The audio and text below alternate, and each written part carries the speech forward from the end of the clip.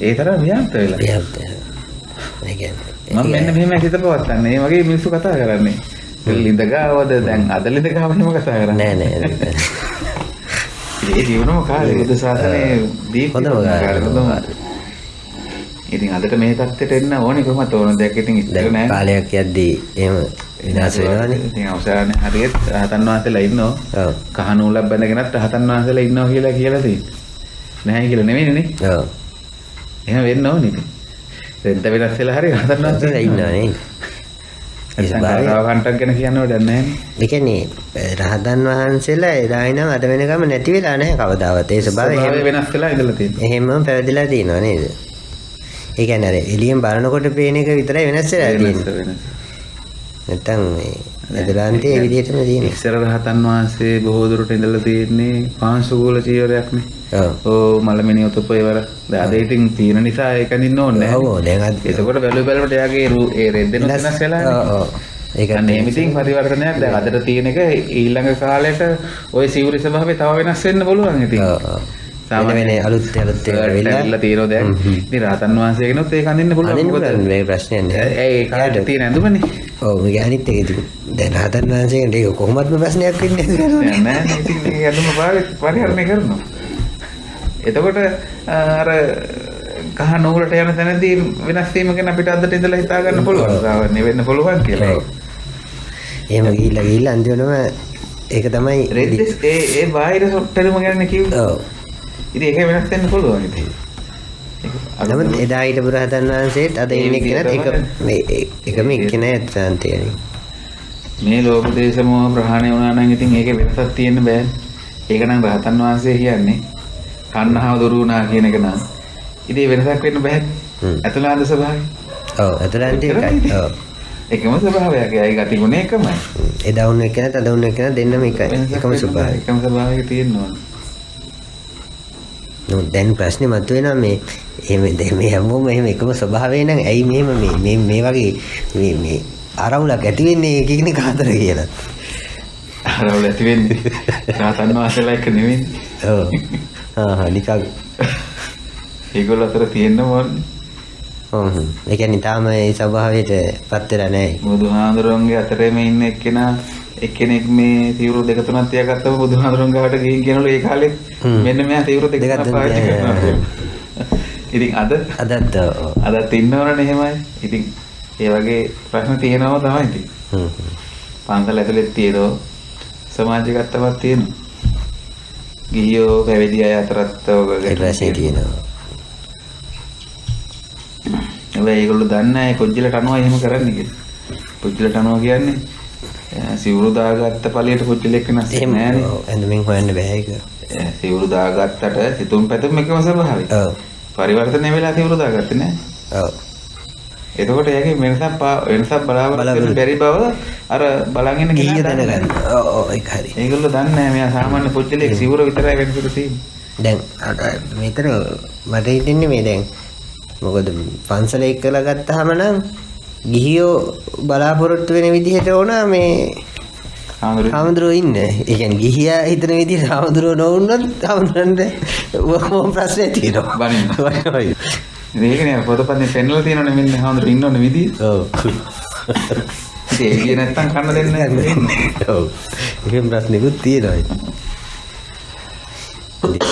ඒ රහතන් වහන්සේලාගේ ස්වභාවයන් ගැන ලියපු ලියවිල්ලේ එකම ස්වභාවයකින් ලියුව එකේ ප්‍රශ්නේ වෙන.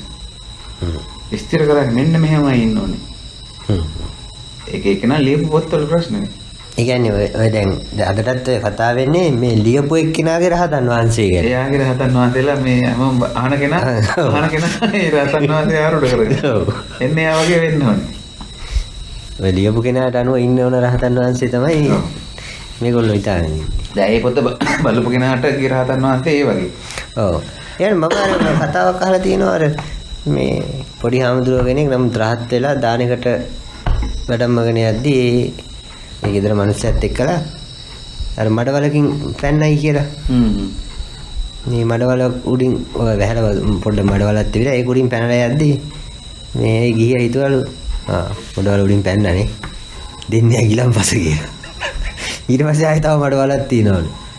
ඊට පස්සේ ඒකෙන් අර පොඩි හාමුදුරුවෝ බැහැලා ගියාලු. ඊට පස්සේ ගිහින් ඇව්වලු ඇයි වහන්සේ අර කුඩින් පැනලා මේකෙන් බැහැලා ගියේ කියලා.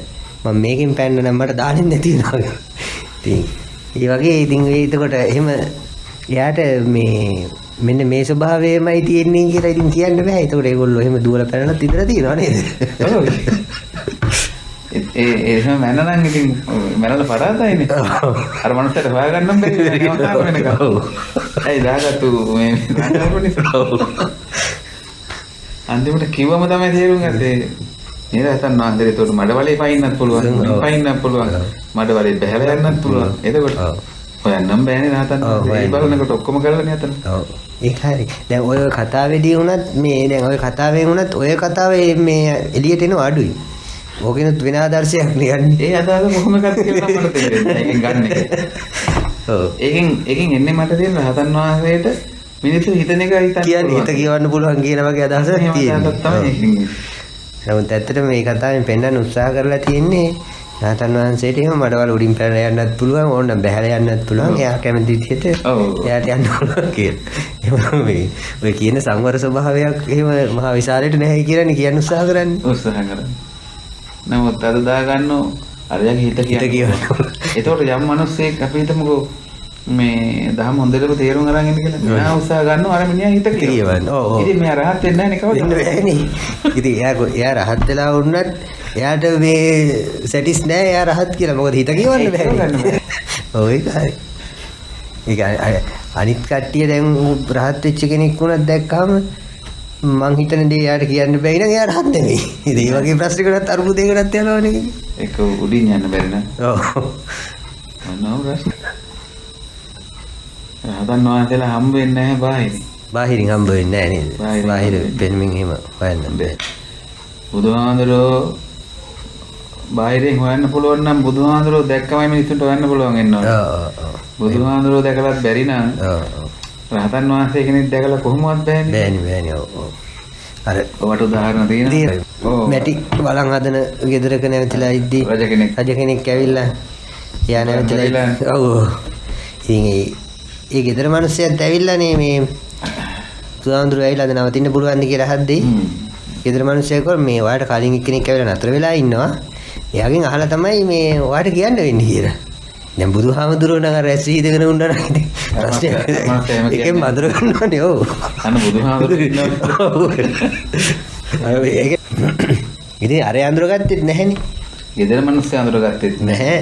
රජතුමා අඳුරගත්තෙත් නැහැනේ. ඒක රජතුමා අඳුරගත්තානේ පස්සේ. ඔව් පස්සේ අඳුරගත්තේ කොහොමද කියලා කල්පනා කරන්නේ නැහැ කවුරුවත්. ඔව් ඔව් ඔව්. ඒක ඒ කියන්නේ පාන්දර වෙනකන් ලොකු සංවාදයක් වෙලා තියෙනවා දෙන්න එක්ක කතා කරලා. ඒ රජතුමා Taman තුලින් බුදුන් දැක්කා. ඔව් ඔව්. ඔව් එළියෙන් දකින්න බෑ ඒක. එළියෙන් නෙමෙයි දැක්කා. Taman තුලින් දැක්කා. එතකොට රැස් විහිදෙනකොට දැක්කා. එතකොට රැස් විහිදෙන ඔක්කොම මේ ඇතුලින් වෙනව ඇත්ද නේද? ඇතුලින්. එතකොට එයි මේ බාහිරින් නෙමෙයි බාහිරින්. Taman තුලින්ම Tamanම දැක්කා. එතකොට ඉන්න ඉස්සරහ ඉන්න කෙනා තේරුම් ගත්තා. කවුද කියලා. ඒ කියන්නේ තමන් බුදුන් දකින්නකම් බුදුන්ව තේරුම් ගන්න විදිහක් නැහැ. දකින්නත් බෑ. රහතන් වහන්සේ දකින්නත් බෑ. ඒ හැමෝම මේ පළවලට ආපු නිසාම ඉස්සරහින් ඉන්න කෙනා දැක්කේ. තමන් ඒ තත්ත්වයටපත් වෙලා. ඒ කියන්නේ එතකොට එහෙම බලපුවම තමන් ඉන්නේ මොන ස්වභාවයෙන්ද මේ ඒ ස්වභාවයට අනුව තමයි මේ ඉස්සරහා පේන්නේ. පොඩි ළමයි ඉඳලා මෙහෙමයි තමන් තරල තැන ඉඳලා ගත්තාම පොඩි ළමයි දන්නේ කොතනද ඒ දන්න ටිකෙන් තමයි ඉස්සරහා පේන්නේ. ඒ කියන්නේ අර ඉස්සරහා ඉන්න එක්කෙනාව එයාගේ දත්තවලුත් එයාගේ දත්ත විදියට නේ අරව හදාගන්න. ගන්නවල සමාජින දොස්තරලා වඩුපාතෝනේ ළමයිසන් බාස්ලා ගට්ටි ගන්න පොඩි ළමයි අඳුරයිද බල. ඇයි අඳුරන්නේ නැත්තේ? ඔව්. ඒක දන්නේ. දැන් මේ පුද්ගලිකව වෙනම ප්‍රශ්නයක් තියෙන දැන් අපේ විදුහල්පතිතුමා ඉන්නවනේ. එතකොට තව ඔය ලොකු එහෙම ලොකු අය ඉන්නවනේ. එතකොට ඒගොල්ලෝ දැන් අපි දන්න හින්දානේ අපි අඳුරගන්නේ ආ විදුහල්පති කියලා. දැන් කවුරුත් දන්නේ නැති තැනකට ගියාම එයාව අඳුරගන්නේ නැහැනේ කවුරුත් විදුහල්පති කෙනෙක් කියලා. හැබැයි බස් එකේ ගියොත් බස් එකේ යන මනුස්සය. ඔව් ඒකනේ. ඒ මනුස්සයා නිකවට හරි වාහනයක ගියොත් ඉස්සරහ ගෑනු කෙනෙක් තියාගෙන ඩ්‍රයිවර් වෙන්න පුළුවන්. ඔව් ඔව් ඒක. ඇත්තටම මෙයා විදුහල්පති වෙන්නේ විද්‍යාලයේ ඒ රාජකාරී කරන විතරයි නේද? ඒ වෙලාවේ විතරමයි. ඒ වුණාට මේ බොහෝ දෙනෙක් දැන් ටවුමේදී හම්බුණත් කඩේදී හම්බුණත් විදුහල්පති හැටියට තමයි මේ එයා හිතාගෙන ඉන්නේ. හරි ප්‍රශ්නයක්. ඒක අර ගරු කිරීමක් විදියට බලයා බලාපොරොත්තු වෙනවා එහෙම එකක්. ගරු කිරීමක් විදියට එහෙම කරනවා. මිනිස්සු කරන එක වෙනයි. මොකද එයා බලාපොරොත්තු වෙනවා එහෙම කවුරුනේ. ඔව්. වෙන කවුරුහරි ගරු නොකරුවොත් එහෙම හරි ප්‍රශ්නයක්. එයා ගරු කරන්න ඕන. නැත්තම් වයින්න පුළුවන්. ඒ තරම් හිතක් හැදිලා තියෙන්නේ. ඒ කියන්නේ වෙලා ඉන්නේ නිලතල. තමන්ගේ රැකියාව ඇත්තටම රැකියාවනේ ඒක නේද? ඒ කියන්නේ දැන් අනිත් මිනිස්සු කරනවා වගේ රැකියාවක් මේකත් නේද? සමහරට දැන් ඔය පොල් ගස් නගින මිනිස්සු ඉන්නවනේ. ඔව්. පොල් ගස් නගින මිනිස්සු එකානම් ඉන්නේ. ඔව්. ඔය මිනිස්සුන්ට අර විදුහල්පති යන විදිහට යන්න පුළුවන් දාවද? ඒක නෑ වැඳලා මුදල් එක්කන් යන්නේ. ඒක හරි. ඒක හරි. විදුහල්පතිට වඩා වටිනාකමක් එයාට යනවා. එයාට යන්න පුළුවන්. නිකන් යන්න පුළුවන්. මොකද මේ වැඩේ වෙන කෙනෙකුට කරන්න බැහැ. ඒක ඕන නියතලවල ඔන්න වගේ ස්වභාවයක් තියෙන්නේ. ඇත්තටම වටිනාකමක් නැහැ ඒක. ඒ කියන්නේ ඒක අවබෝධ කරගන්න ඕනේ නිලතලේ ඉන්න කෙනා තමයි නේද? නිලතලේ ඉන්න කෙනාම. එතකොට මේක ලස්සන යන්න දෙයක් නෙමෙයි මේක. සමාජයේ තමන් හැමතැනම නියෝජනය කරන බව තේරුණා. ඒ කියන්නේ කඩේට ගියාම ඒ මුදලාලි බඩු ගන්න කස්ටමර් ඒ වගේ තමයි ඉතින්. ගෙදර ගියාම තාත්තගේ භූමිකාව. ඔව්. සහෝදරයෝ ගාව සහෝදරේ. ඔව්. එහෙම තියෙන්නේ. එයා රජයට අනුව සේවකයෙක් විතරයි. එතකොට අනුව විදුහල්පති. එයාගේ ස්වභාවය හැමතැනින්ම එකින් එකට වෙනස් වෙනවා. ඔව් ඉතින් දැන් සාමාන්‍ය මිනිස්සු ගත්තාම ඉතින් මේ රටේ නිකම්ම දැන් වෙන පුරවැසියෙක් වගේම ඉතින් සාමාන්‍ය පුරවැසියෙක් ඉතින් වෙනත් කෙනෙක්. එයා රජයකට අනුව සාමාන්‍ය මානසිකට අනුව ඉතින් එහෙම වෙනස් වෙනවා. ඒක තේරෙනවා නම් අර උඩ මොකද? නෑ ඔක්කොම ඒක එතකොට ඒක සමාන මට්ටමකට එනවා නේද? ඊට පස්සේ අර නිහතමානී කමට මිනිස්සු කරු කර. අන්න එතකොට තමයි මේ ඇත්තටම ඒක කෙනාට ගෞරවය හම්බ වෙන්නේ. ඒක තමයි ගෞරවය කියන්නේ. ගෞරවය කියන්නේ ඒක නේද? බලෙන් මේ ගන්න එකකින් තේරුමන්නේ. දැන් මේ මෑතකදී මම අහගෙන කියනවා ඔය මේ විදුහල්පති කෙනෙක්ගේම කතාවක්. මේ ගිනි දවාලේ ටයි එක හිර කරගෙන ඉන්නවයි කියලා. ඒ මිනිස්සයි කියනවා මේ කිලෝ 5ක විතර තරාදිපඩියක් දුන්නොත් මේ එයාට නම් එල්ලගෙන ඉන්න කෙනා නම් විදුහල්පති කියන්නේ මේ මිනිස්සයා ඒකත් එල්ලගනිලු. ඒ තරම් මාන්නේ. ඒ තරම් මේ විදුහල්පතිකම විදිහට වෙලා තියෙන්නේ. ආභරණයක්. ඔව්.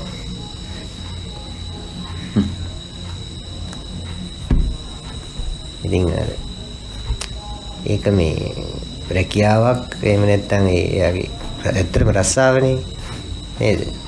එතනින් එහාට ඉතින් සාමාන්‍ය පුද්ගලයෙක් තමයි. ගෙදර යද්දි ඔය தත්ත්වනේ තේරුම් ගන්න තියෙන්නේ. බුදුහාමුදුරන්ගේ ධර්මයේ ඔය හැමෝටම ඔය தත්ත්වය තමයි තේරුම් ගන්න. තමන් ඉන්නේ කොතනද? තමන් මොන වගේ කෙනෙක්ද? තමන් කොතනද නියෝජනය කරන්නේ? උඩඟු නොවි ඉන්න එක තේරෙනවා ඊට පස්සේ.